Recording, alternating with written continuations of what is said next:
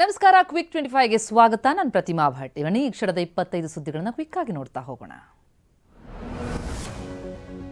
ಮುಂಬೈನ ಬಾಂದ್ರಾ ಪೊಲೀಸರು ಕೇವಲ 30 ಗಂಟೆಗಳಲ್ಲಿ ಆಗಂತುಕನನ್ನು ಬಂಧಿಸಿದ್ದಾರೆ.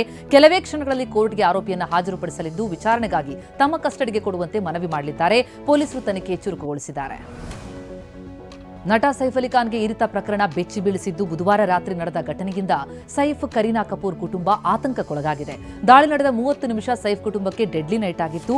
ಹಣಕ್ಕೆ ಬೇಡಿಕೆ ದಾಳಿ ನಡೆಸಿ ಆರೋಪಿ ಕ್ಷಣ ಮಾತ್ರದಲ್ಲಿ ಪರಾರಿಯಾಗಿದ್ದ.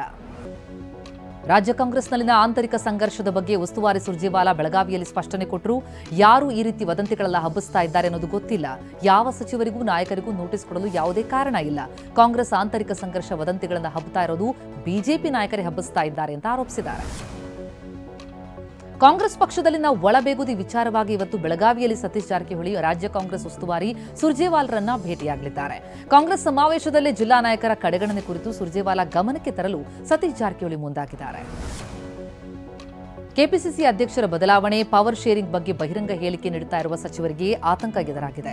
ಕೈ ನಾಯಕರು ಒಂದೊಂದೇ ದಾಳ ಉರುಳಿಸ್ತಾ ಇದ್ದು ಬಹಿರಂಗ ಹೇಳಿಕೆ ಕೊಡ್ತಾ ಇರುವ ಸಚಿವರ ನೆತ್ತಿ ಮೇಲೆ ತೂಗುಗತ್ತಿ ನೇತಾಡ್ತಿದೆ.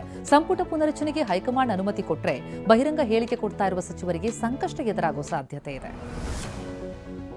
ಅನಗತ್ಯವಾಗಿ ಬಹಿರಂಗ ಹೇಳಿಕೆ ಕೊಡ್ತಾ ಇರುವ ಸಚಿವರ ವಿರುದ್ಧ ಡಿಸಿಎಂ ಹೈಕಮಾಂಡ್ ಮುಂದೆ ಬೇಸರ ಹೊರಹಾಕಿದ್ದಾರೆ.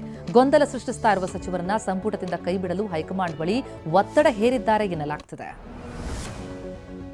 ಸಂಪುಟ ಪುನರಚನೆ ಕಸರತ್ತಿನ ಮೂಲಕ ಪವರ್ ಶೇರಿಂಗ್ ಕಿತ್ತಾಟಕ್ಕೆ ಬ್ರೇಕ್ ಹಾಕಲು ಹೈಕಮಾಂಡ್ ಮಾಸ್ಟರ್ ಪ್ಲಾನ್ ಮಾಡಿದೆ. ಸಂಪುಟ ಪುನರಚನೆ ವೇಳೆ ಸಿಎಂ ಅತ್ಯಾಪ್ತರಾಗಿರುವ 2-3 ಸಚಿವರಿಗೆ ಕೊಕ್ ಕೊಡೋ ಸಾಧ್ಯತೆ ಇದೆ. ಈಗಾಗಲೇ ಸಚಿವರ ಕಾರ್ಯವೈಖರಿ ಬಗ್ಗೆ ಕೆಪಿಸಿಸಿ ಕಾರ್ಯಾಧ್ಯಕ್ಷರು ಸಿಎಂ ಡಿಸಿಎಂ ಮೂಲಕ ಹೈಕಮಾಂಡ್ ಪ್ರತ್ಯೇಕ ರಿಪೋರ್ಟ್ ಪಡೆದುಕೊಂಡಿದೆ. ಎಲ್ಲಾ ಕ್ರೋಢೀಕರಿಸಿ ಕಠಿಣ ನಿರ್ಧಾರ ಕೈಗೊಳ್ಳುವ ಸಾಧ್ಯತೆ ಇದೆ. ಸಚಿವೆ ಲಕ್ಷ್ಮೀ ಹೆಬ್ಬಾಳ್ಕರ್ ವಿರುದ್ಧ ಸಿಟಿ ರವಿ ಅಶ್ಲೀಲ ಪದ ಬಳಕೆ ಆರೋಪ ಕೇಸ್ನ ತನಿಖೆ ಮುಂದುವರೆದಿದ್ದು ಇವತ್ತು ವಿಚಾರಣೆಗೆ ಹಾಜರಾಗುವಂತೆ ಸಿಎಂ ಪುತ್ರ ಯತೀಂದ್ರ ಸಿದ್ದರಾಮಯ್ಯಗೆ ಸಿಐಡಿ ನೋಟಿಸ್ ಕೊಟ್ಟಿದೆ. ಕಲಬುರಗಿ ಮೂಲದ ಎಂಎಲ್ಸಿ ಬೇಗಂಗೂ ಸಿಐಡಿಯಿಂದ ನೋಟಿಸ್ ಜಾರಿಯಾಗಿದೆ. ಹಾಸನದಲ್ಲಿ ಕಾಡಾನೆಗಳ ಹಾವಳಿ ಮುಂದುವರೆದಿದೆ. ಕಾಡಾನೆ ಹಿಂಡಿನ ದಾಳಿಗೆ 100ಕ್ಕೂ ಹೆಚ್ಚು ತೆಂಗಿನ ಮರಗಳು ನಾಶ ಆಗಿದೆ. ಬೇಲೂರು ತಾಲೂಕಿನ ಮಾಳೆಗೆರೆ ಗ್ರಾಮದಲ್ಲಿ ರಾತ್ರಿ ದಾಳಿ ಮಾಡಿರುವ 40ಕ್ಕೂ ಹೆಚ್ಚು ಆನೆಗಳು 16 ಎಕರೆ ಪ್ರದೇಶದಲ್ಲಿ ಬೆಳೆದಿದ್ದ 100 ತೆಂಗಿನ ಮರಗಳನ್ನು ನಾಶ ಮಾಡಿವೆ. ಜನವರಿ 24ರಂದು ಸುಪ್ರೀಂ ಕೋರ್ಟ್ನಲ್ಲಿ ಕೊಲೆ ಆರೋಪಿ ದರ್ಶನ್ ಭವಿಷ್ಯ ನಿರ್ಧಾರ ಆಗುತ್ತೆ.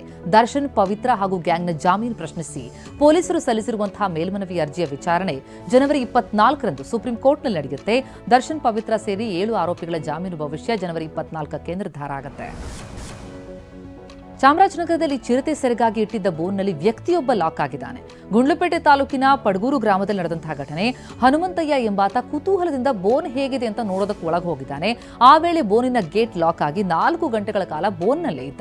ಬೆಳಗ್ಗೆ ಕೂಲಿ ಕಾರ್ಮಿಕರು ಆ ವ್ಯಕ್ತಿಯನ್ನು ಗಮನಿಸಿ ರಕ್ಷಿಸಿದ್ದಾರೆ. ಮೆಟ್ರೋ ರೈಲ್ವೆ ಪ್ರಯಾಣ ದರ ಏರಿಕೆ ಸಂಬಂಧ ಇವತ್ತು ಸಭೆ ನಡೆಯಲಿದೆ. ಮೆಟ್ರೋ ಟಿಕೆಟ್ ದರ ಏರಿಕೆ ಮಾಡಬೇಕಾ ಬೇಡವಾ ಅನ್ನೋದೇ ಇವತ್ತು ಫೈನಲ್ ಆಗುತ್ತೆ. ಕೆಲವೇ ಕ್ಷಣಗಳಲ್ಲಿ ಶಾಂತಿನಗರದ ಮುಖ್ಯ ಕಚೇರಿಯಲ್ಲಿ ಸಭೆ ನಡೆಯುತ್ತೆ. ಕಳೆದ ಸೋಮವಾರದಿಂದ ಆರಂಭ ಆಗಿರುವಂತಹ ಮಹಾಕುಂಭಮೇಳ 5ನೇ ದಿನಕ್ಕೆ ಕಾಲಿಟ್ಟಿದೆ.